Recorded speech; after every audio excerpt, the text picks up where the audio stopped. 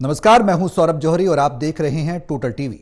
हरियाणा विधानसभा चुनाव की तारीखों का ऐलान होते ही यहां सियासी पारा चढ़ने लगा है। कांग्रेस, बीजेपी और तमाम क्षेत्रीय राजनीतिक दलों के नेताओं का हरियाणा दौरा शुरू हो गया। उम्मीदवारों को लेकर भी जल्द पार्टी ऐलान भी कर सकती हैं। सभी दल प्रत्याशियों के चयन को लेकर पूरी गंभीरता बरत रहे हैं। हरियाणा में कई मौजूदा विधायकों की टिकटें कटने का खतरा मंडरा रहा है। इसी को लेकर हमारी खास कार्यक्रम टिकट की टक्कर में आपका स्वागत है। टोटल न्यूज की टीम हार विधानसभा में पहुंच रही है और वहां की जनता की नब्ज टटोलने की कोशिश कर रही है। यही जानने के लिए हमारी टीम आदमपुर, यमुनानगर, शाहबाद, साडौरा विधानसभा पहुंची और जनता से उनका ओपिनियन लिया। आज चर्चा इसी मुद्दे पर होगी कि इन विधानसभा में किस पार्टी के बीच मुकाबला है, किसको टिकट मिलने की ज्यादा संभावना है और किसका टिकट कट सकता है।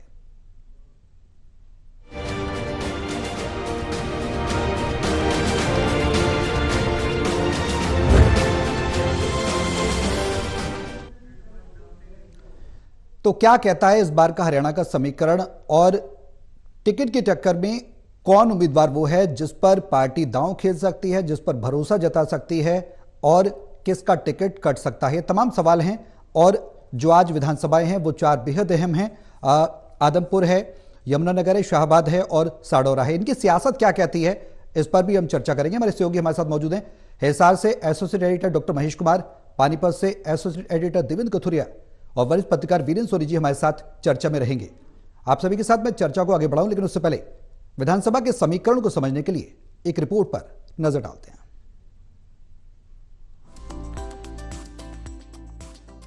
हरियाणा में विधानसभा चुनाव का बिगुल बजते ही उम्मीदवारों के दिलों की धड़कनें भी बढ़ गई हैं। हरियाणा में 30 से अधिक मौजूदा विधायकों की टिकटें कटने का खतरा मंडरा रहा है। इनमें बीजेपी के 20 से अधिक और कांग्रेस के 12 से अधिक विधायक शामिल हैं। इन विधायकों के खिलाफ अपने अपने हलकों में जबरदस्त एंटी इनकम्बेंसी है। दोनों ही पार्टियों के सर्वे में ये खुलासा हुआ है। दोनों ही दलों को अब इन विधायकों के स्थान पर जिताऊ नए चेहरों की तलाश है।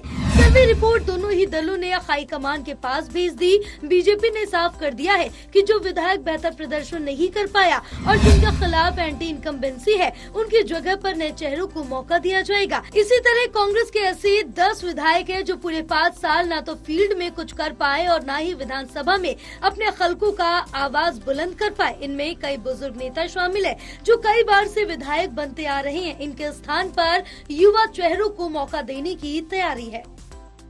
टिकट बंटवारे की चर्चाओं के बीच हमारी टीम अलग अलग विधानसभा क्षेत्रों में पहुंच रही है और लोगों से उनका ओपिनियन ले रही है। टोटल टीवी आदमपुर, यमुनानगर, शाहबाद, साडौरा विधानसभा पहुंचा और जानने की कोशिश की कि इन विधानसभाओं में किस तरह का माहौल है, चुनाव को लेकर जनता के पास क्या क्या मुद्दे हैं, इन विधानसभाओं में किस पार्टी और किस नेता को टिकट मिल सकता है और जनता किस नेता को दोबारा देखना चाहेगी।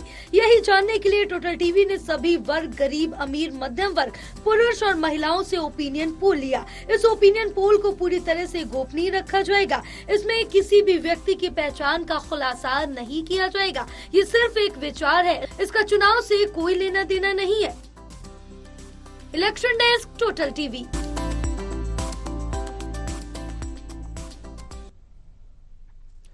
तो अब सियासी समीकरण सध चुके हैं। सियासी दल तमाम जुगत में जुटे हुए हैं कि जिताऊ उम्मीदवार को कैंडिडेट बनाया जाए। वो होगा कौन, उसका समीकरण किस तरीके का होगा और खासकर उसका जनता से जुड़ाव बेहद जरूरी हो जाता है। सबसे पहले बात करेंगे आदमपुर की कि आदमपुर का सियासी रण किस तरीके का सज सकता है, किस तरीके की कांग्रेस और बीजेपी में टक्कर देखने को मिलेगी। और कैंडिडेट की बात की जाए तो वो कौन से जिताऊ कैंडिडेट होंगे जिन पर पार्टियां भरोसा करेंगी, ये तमाम सवाल है। महेश, आदमपुर विधानसभा का सियासी समीकरण और सियासी रण समझने की थोड़ी सी कोशिश करेंगे कि आखिर किस तरीके का समीकरण बैठता नजर आ रहा है इस बार।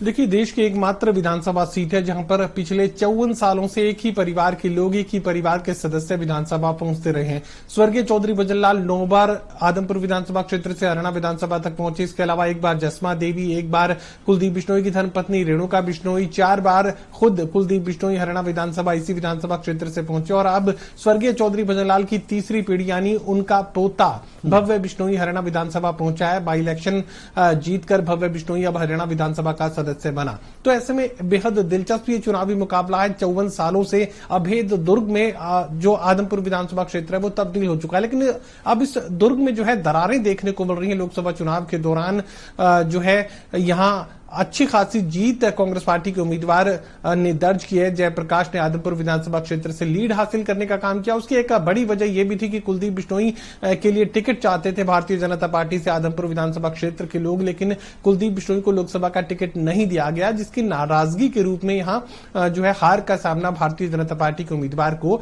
करना पड़ा। लेकिन इतना जरूर कहा जा सकता है कि इस बार जो मुकाबला है बेहद दिलचस्प यहां पर देखने को मिल रहा है। माना जा रहा है कि भव्य बिश्नोई ही चुनाव मैदान में आगे उतरने जाने हैं। कुलदीप बिश्नोई खुद कह चुके हैं कि ना तो वो अपने लिए और ना ही अपनी धर्मपत्नी यानी रेणुका बिश्नोई के लिए वो टिकट मांगने जा रहे हैं। सिर्फ भव्य बिश्नोई ही चुनावी मैदान में उतारे जाएंगे। तो ऐसे में आदमपुर विधानसभा क्षेत्र से भव्य बिश्नोई ही चुनावी मैदान में उतारे जाने हैं। लेकिन बाई इलेक्शन का मैं जिक्र करूं तो यहां पर जेपी ने इस आदमपुर विधानसभा क्षेत्र की जमीन को मजबूत कर दिया था। आदमपुर विधानसभा क्षेत्र में इस बार जीत की संभावनाएं जेपी अपने लिए देख रहे थे, लेकिन उसके बीच में ही लोकसभा का चुनाव आ गया और हिसार लोकसभा क्षेत्र से जेपी अब लोकसभा का चुनाव जीतकर सांसद बन चुके हैं। तो ऐसे में अब किसी नए चेहरे पर यहां दाव कांग्रेस पार्टी खेलने जा रही है। काफी सारे करीब 40 की संख्या में जो संभावित उम्मीदवार जो पार्टी की तरफ से रजिस्टर्ड किए गए हैं, लेकिन मजबूत जो चुनिंदा चेहरे हैं उन पर कांग्रेस पार्टी अब आजमाइश कर रही है कि किसे जो है टिकट देकर चुनावी मैदान में उतारा जाए। अगर बिश्नोई वोटर्स की बात की जाए तो यहां पर प्रदीप बेनीवाल सबसे मजबूत उम्मीदवार के रूप में उतारे जा सकते हैं कांग्रेस पार्टी की तरफ से। और अगर जाट उम्मीदवार की बात की जाए तो यहां पर आशीष गोदारा उर्फ कुकी पर कांग्रेस पार्टी दाव खेल सकती है। फिलहाल जो है यहां समझने की कोशिश कांग्रेस पार्टी की तरफ से की जा रही है कि आखिर कौन सबसे मजबूत हो सकता है और जातिगत समीकरणों के लिहाज से किसे चुनावी मैदान में उतारा जाना चाहिए। बेहद दिलचस्प मुकाबला देखने को मिलेगा। देवेंद्र, क्या लग रहा है इस बार समीकरण किस तरीके से बैठेंगे? कांग्रेस प्रदीप बेनीवाल, आशीष गोदारा में से किसको चुन सकती है और भव्य बिश्नोई की दावेदारी कितनी पुख्ता मानी जाए? देखिए सौरभ, आदमपुर मेरे को लगता है 90 विधानसभाओं में अलग एक प्रकृति वाली अलग तरह के रिजल्ट देने वाली सीट रही है। जैसा 54 साल तक अगर चौधरी भजनलाल हमेशा कांग्रेस में रहे, हमेशा केंद्र में मंत्री रहे, 5 बार मुख्यमंत्री रहे और सबसे ज्यादा टाइम मुख्यमंत्री का रिकॉर्ड हुई वो भी भजनलाल के नाम पर है।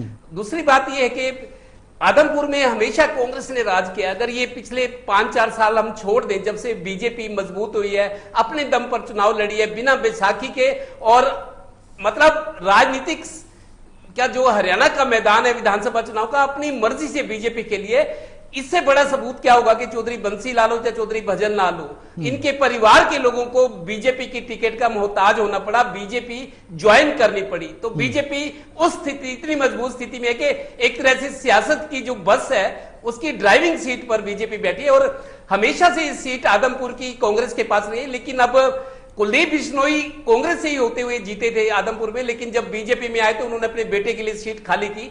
और ये सीट मेरे को लगता है भव्य बिश्नोई की अभी शुरुआत है। भव्य बिश्नोई का बहुत चमकदार भविष्य है राजनीति में, मेरे को लग रहा है। जिस तरीके से उच्च शिक्षित है, बाहर से पढ़ के आए हैं, जो गंभीरता उनके चेहरे पर, जो उनका अंदाज है बात करने का, मेरे को लगता है राजनीति में लंबी रेस का घोड़ा है भव्य बिश्नोई। तो कोई भी माँ बाप, देखिए दुनिया में या हमारे भारत की संस्कृति में कहीं तो कोई भी बाप अपने बेटे को चाहता है कि वो मेरे से 4 कदम आगे बढ़े, तरक्की करे, उसको खुशी होती है। भले ही भाई की तरक्की से भाई खुश ना होता हो, लेकिन पिता एक ऐसा शख्स है धरती पर जो अपने बेटे को तरक्की करते हुए वो चाहता है कि मेरे से भी 4 कदम आगे बढ़े, तरक्की करे, इसका नाम हो, क्योंकि नाम उसका होना है, उसकी पीढ़ी का नाम होना है, पिता का नाम चलता है आगे। तो इस तरीके से मेरे को भव्य बिश्नोई के अलावा कोई और है नहीं। और वैसे भी सर्वे में बहुत ज्यादा पसंद रही है। तो भव्य बिश्नोई के लिए मेरे लगता है आदमपुर, भले ही वो कहां जाए, मंत्री बने आगे चलकर 20 साल बाद मुख्यमंत्री का दावेदार 10 साल बाद, लेकिन आज मेरे को लगता है भव्य बिश्नोई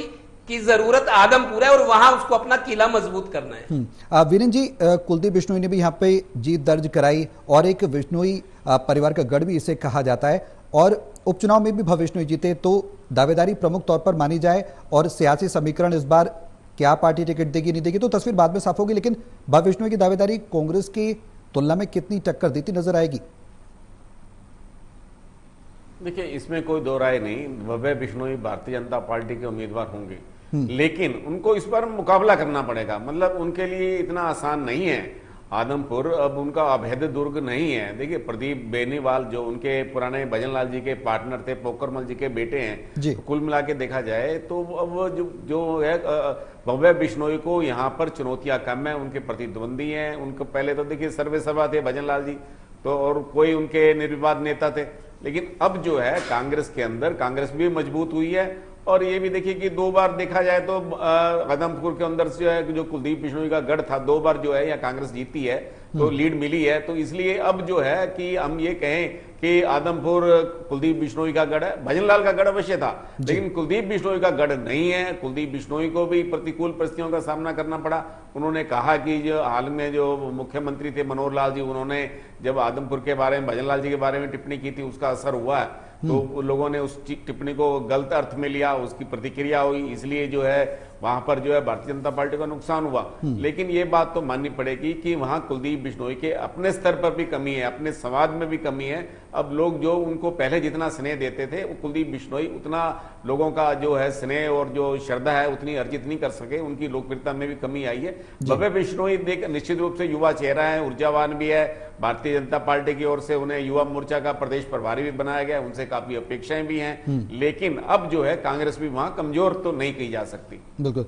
अब बात अगली विधानसभा की हम करेंगे। यमुनानगर में किस तरीके की समीकरण, अगर हम यमुनानगर की बात करें देवेंद्र, तो किस तरीके की समीकरण, क्योंकि जिले में 4 विधानसभा सीटें हैं और बीजेपी का एक छत्र राज।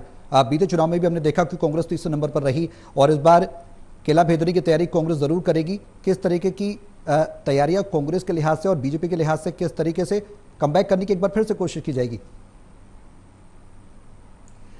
देखिए सौरभ, यमुनानगर दरअसल शहरी सीट है और वहां नॉन जाट के वोट्स बहुत कम है। जो इसकी बैकग्राउंड पृष्ठभूमि देखे तो ज्यादातर कभी यहाँ इनेलो ने भी राज किया है, दिलबाग सिंह है जो इनेलो के विधायक रहे हैं यहाँ से, लेकिन कांग्रेस भी रही है और ये सीटें बदलती रही है, आदमी बदलते रहे, पार्टियां भी बदलती रही। लेकिन 2014 में जब से बीजेपी मजबूती के साथ हरियाणा में दस्तक दी, बीजेपी ने, मोदी जी बड़े नेता बनकर उभरे और मोदी जी के नाम पर राजनीति और चुनाव होते रहे, अब तक भी हो रहे हैं, 10 साल हो गए हैं। तो घनश्याम दास अरोड़ा 2014 का चुनाव जीते थे बीजेपी की टिकट पर। फिर 2019 के चुनाव में इसी प्रोग्राम में मैंने कहा था, 2019 का विधानसभा चुनाव से पहले मैंने यमुनानगर का बहुत लोगों से बात की थी, विरोध बहुत था इनका 2019 के लोग बताते थे जी देखो इतना मेरा शोरूम है, दुकान है, नाले भरे पड़े, सफाई नहीं है, निराशा लोगों में बहुत ही, गुस्सा भी था। लेकिन जिस तरीके का माहौल बना हुआ था, चुनाव प्रचार बीजेपी ने किया, सब चीजें व्यवस्थित थी, तो 2019 में भी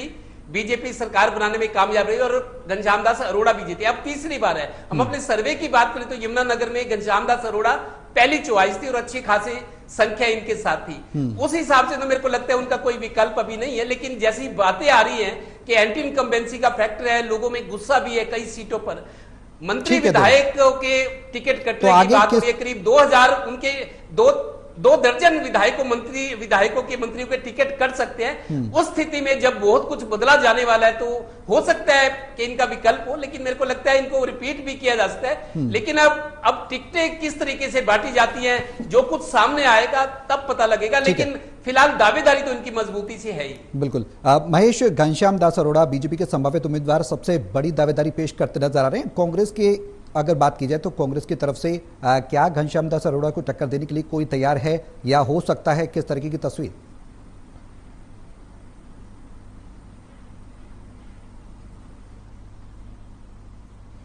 देखिए घनश्याम दास की जहां तक आप बात कर रहे हैं तो भारतीय जनता पार्टी का संगठन उनका बैकएंड सपोर्ट अच्छा खासा करेगा। और इसके अलावा अगर स्वीकार्यता की बात की जाए तो ये इलाका भारतीय जनता पार्टी के लिए हाल फिलहाल पिछले कुछ सालों पर अगर नजर डाले तो अनुकूल भारतीय जनता पार्टी के माना जा सकता है। लेकिन आईएनएलडी का भी अच्छा खासा प्रभाव इस इलाके में देखने को मिला है। ये एकमात्र ऐसा इलाका है जहां पर आईएनएलडी का इस क्षेत्र में जो है प्रभाव देखने को मिल रहा है। तो यकीनन यहाँ भारतीय जनता पार्टी भी कमजोर नहीं है, कांग्रेस पार्टी भी अच्छी खासी एंटी इनकम्बेंसी के सारे बढ़त हासिल करती हुई नजर आएगी, क्योंकि संभावनाएं अब कांग्रेस पार्टी के पास ज्यादा है। और कांग्रेस पार्टी को लेकर यह कहा जा रहा है कि अब सरकार कांग्रेस पार्टी बना सकती है। लगातार कांग्रेस पार्टी के दावे इस तरीके के सामने आ रहे हैं कि अब की बार एक स्पष्ट बहुमत वाली सरकार जो है कांग्रेस पार्टी बनाने जा रही है। तो एंटी इनकम्बेंसी की वजह से भारतीय जनता पार्टी को जरूर यहां पर सेटबैक झेलना पड़ सकता है। कांग्रेस पार्टी पहले से बेहतर इस इलाके में देखने को मिल सकती है। और आईएनएलडी चूंकि हालांकि गठबंधन के साथ इस बार खड़ी है तो कुछ बेहतर बढ़ोतरी की उम्मीद तो यहाँ पर की जा सकती है, लेकिन मोटे तौर पर अगर पूरे हरियाणा प्रदेश के चुनावी समीकरण को समझने की कोशिश करें तो लोकसभा के जैसे ही तस्वीर बनती हुई नजर आ रही है, आमने सामने की स्थिति रहेगी। तो ऐसे में गठबंधन यहां जरूर तीसरे पायदान पर हो सकता है कि देखने को मिले और आमने सामने की स्थिति कांग्रेस और भारतीय जनता पार्टी में देखने को मिले। विनीत जी, घनश्याम दास अरोड़ा, श्याम सुंदर बत्रा, दो दावेदार कांग्रेस की तरफ से, श्याम सुंदर बत्रा, घनश्याम दास अरोड़ा बीजेपी के संभावित उम्मीदवार। अगर दोनों के सियासी सफर की थोड़े से नजर डालें या बात करें तो मजबूत दावेदारी दोनों की तरफ से महेश ने भी कहा। क्या और विपक्षी दल जो इनेलो है, बीएसपी है या फिर जेजेपी है, उसका कुछ जमीन यहां पर मिलती हुई नजर आएगी, कुछ पकड़ नजर आएगी, या फिर कांग्रेस और बीजेपी में ही टक्कर देखने को मिलेगी इस सीट पर? नहीं, देखिए, मुकाबला तो कांग्रेस और भारतीय जनता पार्टी में है। देखिए, इंडियन नेशनल लोकदल और बहुजन समाज पार्टी का गठबंधन जो है प्रयास अवश्य करेगा, लेकिन जननायक जनता पार्टी तो समाप्त हो चुकी है। तो ये गठबंधन जो है ये कितना प्रभावी हो पाएगा, इसकी क्या गतिविधियां रहेंगी, मतदाताओं में इसका कैसा आकर्षण रहेगा, ये तो इनके उम्मीदवारों के बाद चुनावी सभाओं से पता चलेगा। लेकिन मुकाबला तो कांग्रेस और भारतीय जनता पार्टी में है। जहां तक यमुनानगर की बात है, देखिए, भारतीय जनता पार्टी का भी गढ़ रहा है और यहाँ पर जो है इंडियन नेशनल लोकदल से भी दिलबाग सिंह भी जीते हैं। तो अब जो है, अब ये स्थिति है कि भारतीय जनता पार्टी के घनश्याम दास अरोड़ा एक सशक्त उम्मीदवार है। उनकी लोकप्रियता आपका सर्वे भी बता रहा है और वो देखिए वो निर्विवाद हैं, उन पर कोई जो उनकी छवि है विवादित नहीं है और लोकप्रियता भी कायम है। तो इसलिए मुझे लगता है कि भारतीय जनता पार्टी को जब उनको, हालांकि विकल्प वहां हैं लेकिन वो विकल्प उतने प्रभावी नहीं है। मदन चौहान है, नगर निगम के वहां मेयर रहे हैं, लेकिन उनकी लोकप्रियता ज्यादा नहीं है। और इस तरह से अगर वहां देखे स्थिति, देवेंद्र चावला है, वो कांग्रेस से आए हुए हैं, भारतीय जनता पार्टी में उनका भी ग्राफ ज्यादा नहीं है। तो ऐसे में देखिए एक किसान पृष्ठभूमि है, घनश्याम दास अरोड़ा किसान पृष्ठभूमि में है, तो इस कारण से उनका वहां पंजाबी क्षेत्र के अलावा अन्य समाज के लोगों में भी व्यापक प्रभाव है और सबका संपर्क बना हुआ है। तो मुझे नहीं लगता कि भारतीय जनता पार्टी को जोखिम मिलेगी। हाँ, कांग्रेस के जैसे श्याम सुंदर की चर्चा कर रहे हैं तो उनका अपना ग्राफ है, लेकिन यहां मुकाबला होगा भारतीय जनता पार्टी और कांग्रेस में।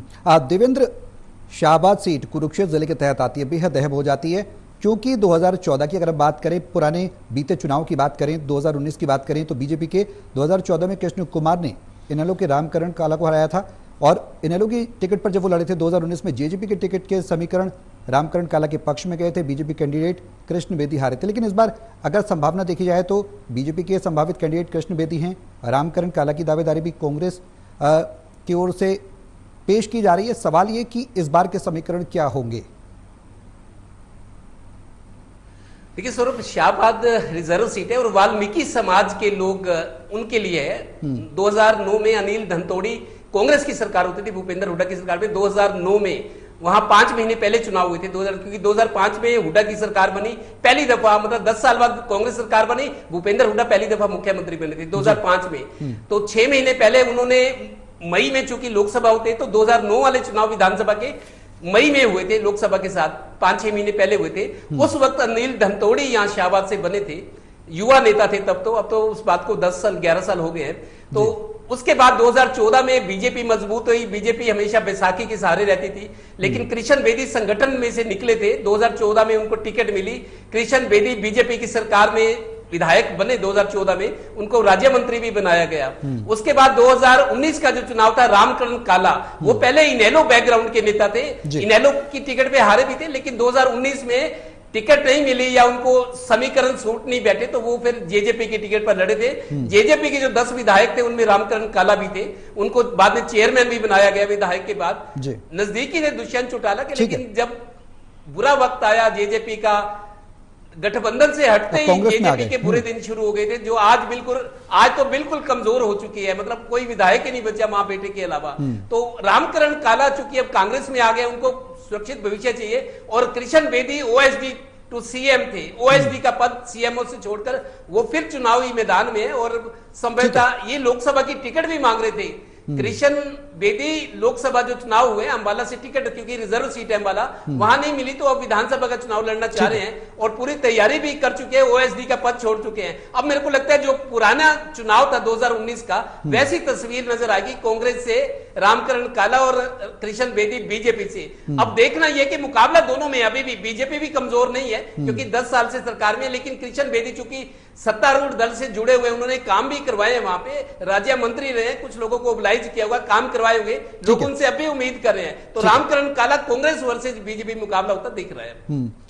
महेश, 2019 का जो सेटबैक है उसको भरने की कोशिश बीजेपी जरूर करेगी, कमबैक करने की कोशिश करेगी। साथ ही अनुसूचित जाति के लिए जो ये सीट आरक्षित है, इस बार गणित किस तरीके का रहेगा, वोटर्स के लिहाज से भी हम बात करें, पुराने गुणागणित के हिसाब से भी बात करें, सियासी समीकरणों के दोनों ही कैंडिडेट्स की अगर हम बात करें, किस तरीके रहने वाला है?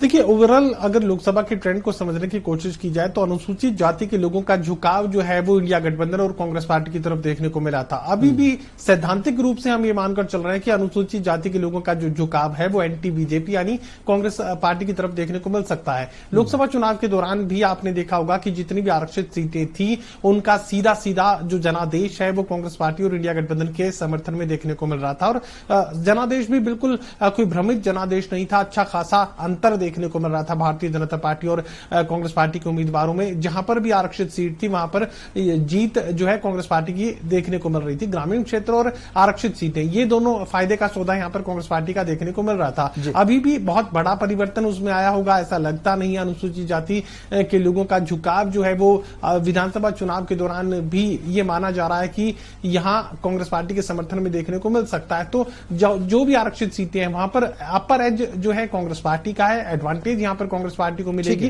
क्योंकि लोगों का मूड और माइंडसेट जो है इन आरक्षित विधानसभा सीटों पर कहीं ना कहीं एंटी बीजेपी देखने को मिल रहा है। तो मुझे लगता है कि यहां पर भले ही कृष्ण बेदी अपनी जड़ों को और ज्यादा मजबूत करने की कोशिश कर रहे हो, लेकिन एंटी इनकम्बेंसी और खासकर आरक्षण को लेकर जो एक विचारधारा अनुसूचित जाति के लोगों में भारतीय जनता पार्टी और मोदी को लेकर बनी, वो मुझे लगता है कि अब भी बरकरार है और उसका खामियाजा भारतीय जनता पार्टी को आरक्षित सीटों पर उठाना पड़ सकता है। वीरेंद्र जी, आरक्षित सीटों की बात की जाए, वोटर्स के हिसाब से बात की जाए तो कैंडिडेट नफा नुकसान में रहेगा नहीं रहेगा ये तो वोटर्स के दिल की बात है, लेकिन अभी के सियासी समीकरणों पर अगर हम बात करें तो क्या कुछ नजर आता है शाहबाद विधानसभा की सीट पर?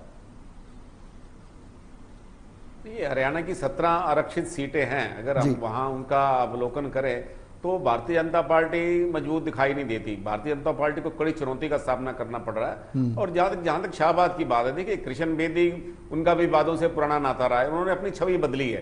पहले तो काफी विवादों से घिरे रहते थे, लेकिन उन्होंने अब अपनी आक्रामक शैली को बदला है, गंभीरता को समझा है। और उनका मुकाबला अब जो कांग्रेस में आए रामकरण काला, उनसे ही होने की उम्मीद है। हालांकि देखिए नगर पालिका चुनाव में जो है कृष्ण बेदी अपने बेटे को नहीं जिता पाए थे और खुद भी चुनाव हार गए थे। तो ऐसे में देखिए, लेकिन संगठन में उनका पूरा प्रभाव है, इसलिए उनको अभी जो ओएसडी पद से हटाने के बाद पार्टी का प्रदेश का महामंत्री बनाया गया, संगठन में उनकी भूमिका है। और ये रामकरण काला ये कांग्रेस में अब शामिल हुए तो कई उम्मीद के साथ शामिल हुए, उनका व्यापक प्रभाव है। तो मुकाबला था इन दोनों के बीच में ही रहेगा। और जहां तक देखिए, अब जो 26 अगस्त को भारतीय जनता पार्टी ने अपना दलित स्वाभिमान सम्मेलन कुरुक्षेत्र में बुलाया, तो भारतीय जनता पार्टी अपनी जड़ें मजबूत करने के लिए प्रयास कर रही है। बिल्कुल। महेश, साडौरा की बात करें, साडौरा विधानसभा यमुनानगर जिले के तहत आती है, लेकिन सवाल ये कि 2019 के चुनाव पर हम थोड़ा सा नजर डालें तो चुनाव में कांग्रेस की रेणु बाला ने बीजेपी के बलवंत सिंह को हराया था। इस बार के समीकरण क्या होंगे, क्योंकि बलवंत सिंह अभी भी वोट परसेंटेज में सबसे आगे चल रहे हैं, जनता की पहली पसंद बनकर उभरे हैं और कांग्रेस की रेणु बाला भी जनता की पसंद में शुमार हैं।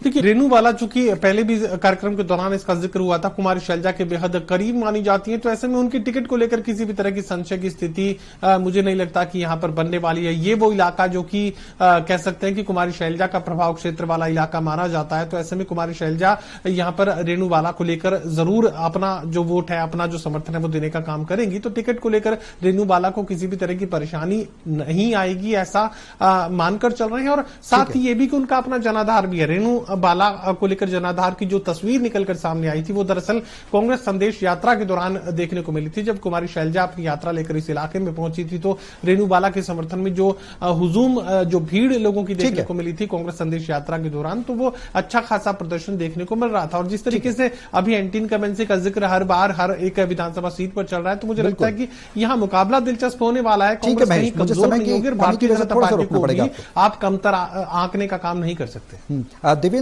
और वीरेंद्र जी, शॉर्ट में मैं आप दोनों से जवाब लेना चाहूंगा। बीएसपी उम्मीदवार की अगर हम बात करें, शाहीराम 2019 में उनका भी कहीं ना कहीं बीजेपी कांग्रेस को टक्कर देने में अहम रोल था, तीसरे नंबर पर जरूर रहे थे। इस बार क्या बीएसपी कुछ जमीन बना पाएगी यहाँ पर? किस तरीके की परिस्थितियां बीएसपी के लिए भी बनती नजर आएंगी, उस पर भी चर्चा करें। देखिए सौरभ, सडोरा की बात करें, यमुनानगर की रिजर्व सीट है। पिछले 2019 के विधानसभा चुनाव परिणामों पर नजर डाले तो 31 सीटें कांग्रेस ने जीती थी, 40 बीजेपी। ज्यादा फर्क नहीं था। भूपेंद्र हुड्डा कहते थे कि अगर 4 सीटें हमारी फालतू हो जाती, बीजेपी की 4 कम होती तो हम सरकार बनाते। तो अब चूंकि हालात 2019 में कांग्रेस बहुत मायूस थी, संगठन नहीं था, गुटबाजी थी, बीजेपी उफान पर थी 2014 की तरह फिर, लेकिन तब भी 31 सीटें कांग्रेस ने जीती थी। लेकिन अब माहौल बदला हुआ है, एंटी इनकम्बेंसी वाला फैक्टर है, लोगों की नाराजगी है, बदलाव की बात है। तो जहां सिर्फ पहले 9 सीटों का फर्क था बीजेपी कांग्रेस से, मेरे को लगता है सडोरा या बाकी सीटें जिनकी हम चर्चा कर रहे हैं या अभी और भी करेंगे, मेरे को लगता है बहुत सारी सीटों पे बीजेपी कांग्रेस का सीधा सीधा मुकाबला है। और कांग्रेस मजबूत स्थिति में इसलिए दिख रही है कि 2019 में निराशा के बावजूद 31 सीटें जीत गई थी। कांग्रेस वाले हैरान थे कि हमें नहीं पता था लोग इतना चाह रहे हैं। तो अब हालात बदले हुए हैं, उस स्थिति में मेरे को लगता है कांग्रेस अच्छा कर सकती है। वीरेन जी, एंटी इनकम्बेंसी कहीं ना कहीं कांग्रेस को अर्श से फर्श पर पहुंचाने का काम करेगी, क्या लग रहा है, जिस तरीके से देवेंद्र भी बता रहे हैं शॉर्ट में? सर देखिए ये बात तो है कि सत्ता विरोधी लहर है, भारतीय जनता पार्टी को सामना करना पड़ रहा है और भारतीय जनता पार्टी के लिए कठिनाई है। जहां तक सडोरा की बात है, देखिए कांग्रेस प्रत्याशी वरुण मुराला को 40,000 की लीड मिली थी, तो इससे अनुमान लगाया जा सकता है कि सडोरा में क्या स्थिति बनने वाली है और क्या उधर हवा का रुख है। तो भारतीय जनता पार्टी के लिए सडोरा की राह जो है सरल नहीं है। बिल्कुल, चलिए बहुत शुक्रिया आप सभी का हमारे साथ इस चर्चा में शामिल होने के लिए। अलग अलग इलाकों से लोगों की राय भी आ रही है, लेकिन सवाल ये है कि पार्टी किस पर भरोसा जताएगी, किस कैंडिडेट को मैदान में उतारेगी, ये सवाल अभी भी बरकरार है। क्योंकि मंथन, मैराथन, जो रैलियां हैं, दौड़ है, वो कहीं ना कहीं बैठकों का दौर, खास तौर पर इसे कहा जाए तो कहना गलत नहीं होगा, वो जारी है। सटीक कैंडिडेट होगा, कांग्रेस में भी ताबड़तोड़ जो आवेदन है वो आ रहे हैं, बीजेपी में भी आ रहे हैं। दोनों ही पार्टियां किस तरीके से गुणागणित बैठा लेगी और विधानसभा के रण में किसको टिकट देंगी, यह सवाल है। क्योंकि जिताऊ और टिकाऊ उम्मीदवार दोनों ही पार्टियों के लिए चुनना बेहद अहम है।